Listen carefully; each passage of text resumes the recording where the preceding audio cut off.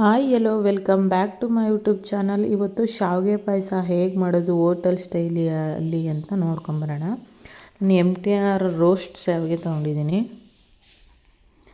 ಮತ್ತು ಇದು ಗೋಡಂಬಿ, ಬಾದಾಮಿ, ಏಲಕ್ಕಿಕಾಯಿ,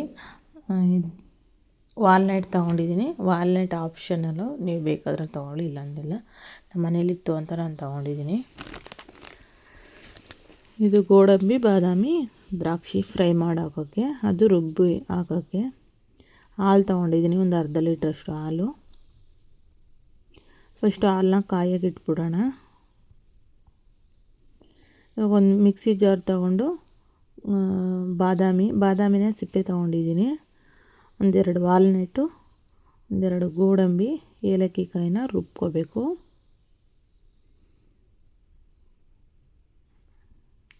ಈ ಥರ ಹಾಕೋದ್ರಿಂದ ಪಾಯಸ ಟೇಸ್ಟು ಇನ್ನೂ ಚೆನ್ನಾಗಿರುತ್ತೆ. ನೋಡಿ, ಏಲಕ್ಕಿಕಾಯಿ ಸಿಪ್ಪೆನ ತಗೊಂಡು ಅದರ ಒಳಗಿರೋ ಬೀಜ ಮಾತ್ರ ಹಾಕ್ತಾಯಿದ್ದೀನಿ. ಸಿಪ್ಪೆ ಹಾಕಿದ್ರೆ ಹಂಗೆ ಬಾಯಿಗೆ ಸಿಗ್ತಾ ಇರುತ್ತೆ, ಚೆನ್ನಾಗಿರಲ್ಲ.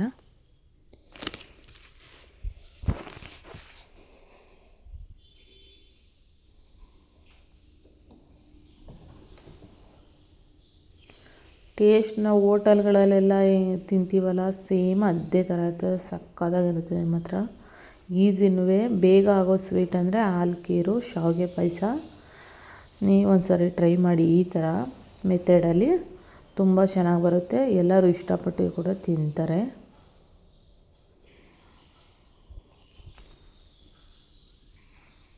ಇದಕ್ಕೆ ಸ್ವಲ್ಪ ನೀರು ಹಾಕ್ಕೊಂಡು ನೈಸಾಗಿ ಪೇಸ್ಟ್ ಮಾಡ್ಕೋಬೇಕು.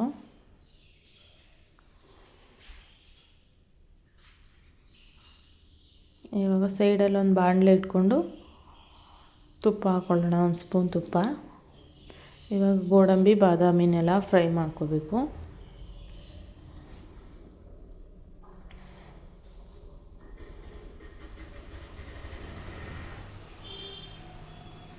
ನೋಡಿ, ಫ್ರೈ ಮಾಡ್ಕೊತಾ ಇದ್ದೀನಿ. ಗೋಲ್ಡನ್ ಬ್ರೌನ್ ಕಲರ್ ಬಂದರೆ ಚೆನ್ನಾಗಿರುತ್ತೆ.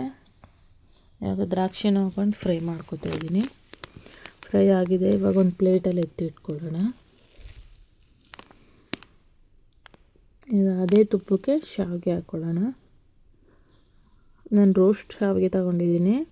ಆದ್ರೂ ಒಂದು ಸತಿ ತುಪ್ಪದಲ್ಲಿ ಫ್ರೈ ಮಾಡಿಕೊಂಡ್ರೆ ಟೇಸ್ಟು ಚೆನ್ನಾಗಿರುತ್ತೆ. ಇನ್ನೂ ಒಂದು ಸರಿ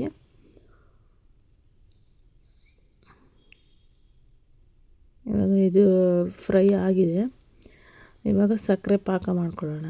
ಒಂದು ಸ್ವಲ್ಪ ನೀರು ಹಾಕ್ಬಿಟ್ಟು ಸಕ್ಕರೆ ಹಾಕಿ ಚೆನ್ನಾಗಿ ಪಾಕ ಸಕ್ಕರೆ ಕರಗೋ ಥರ ಕುದಿಸ್ಕೊಂಡ್ರೆ ಸಾಕು. ಇವಾಗ ಹಾಲು ಕಾದಿರೋ ಹಾಲಿಗೆ ಶಾವಿಗೆನ ಹಾಕೋತಾ ಇದ್ದೀನಿ.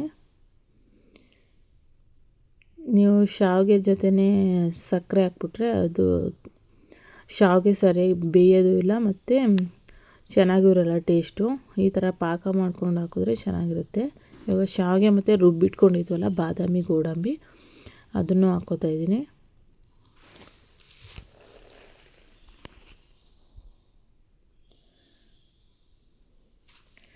ಇವಾಗ ಸಕ್ಕರೆ ಪಾಕನೂ ಕುದೀತಾ ಇದೆ. ಇವಾಗ ಶಾವಿಗೆನೂ ಬೆಂದಿದೆ. ಇವಾಗ ಸೋಸ್ಕೊಳ್ಳೋಣ. ಏಲಕ್ಕಿಕಾಯಿ ಹಾಕಿದೆ ಸ್ವಲ್ಪ ಫ್ಲೇವರ್ಗೆ ಚೆನ್ನಾಗಿರುತ್ತೆ ಅಂತ, ಅದನ್ನು ಸೋಸ್ಕೊತಾ ಇದ್ದೀನಿ.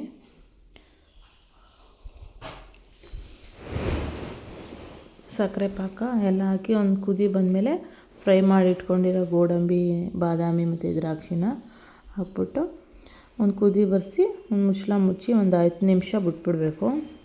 ಇವಾಗ ನೋಡಿ, 10 ನಿಮಿಷ ಬಿಟ್ಟಾದಮೇಲೆ ಸರ್ವಿಂಗ್ ಬೌಲ್ಗೆ ಹಾಕಿದ್ದೀನಿ. ಸಕ್ಕತ್ತಾಗೈತೆ ಮಾತ್ರ. ನೋಡೋಕ್ಕೂ ಅಷ್ಟೇ ಚೆನ್ನಾಗೈತೆ, ತಿನ್ನೋಕ್ಕೂ ಅಷ್ಟೇ ಚೆನ್ನಾಗೈತೆ. ಟೇಸ್ಟ್ ಮಾತ್ರ ಸೇಮ್ ನಾವು ಹೊರಗಡೆ ತಿಂತೀವಲ್ಲ ಹೋಟೆಲ್ಗಳಲ್ಲಿ, ಅದೇ ಥರ ಇದೆ. ಮತ್ತು ಮದುವೆ ಮನೆಗಳಲ್ಲೆಲ್ಲ ತಿಂತೀವಲ್ಲ, ಅದೇ ಥರ ಇದೆ ಟೇಸ್ಟು. ಸಕ್ಕತ್ತಾಗಿದೆ. ನೀವು ಒಂದ್ಸತಿ ಟ್ರೈ ಮಾಡಿ ನೋಡಿ. ಇಷ್ಟ ಆದರೆ ಲೈಕ್ ಮಾಡಿ, ಶೇರ್ ಮಾಡಿ, ಕಮೆಂಟ್ ಮಾಡಿ, ಸಬ್ಸ್ಕ್ರೈಬ್ ಮಾಡ್ಕೊಂಡು ನೋಡಿ.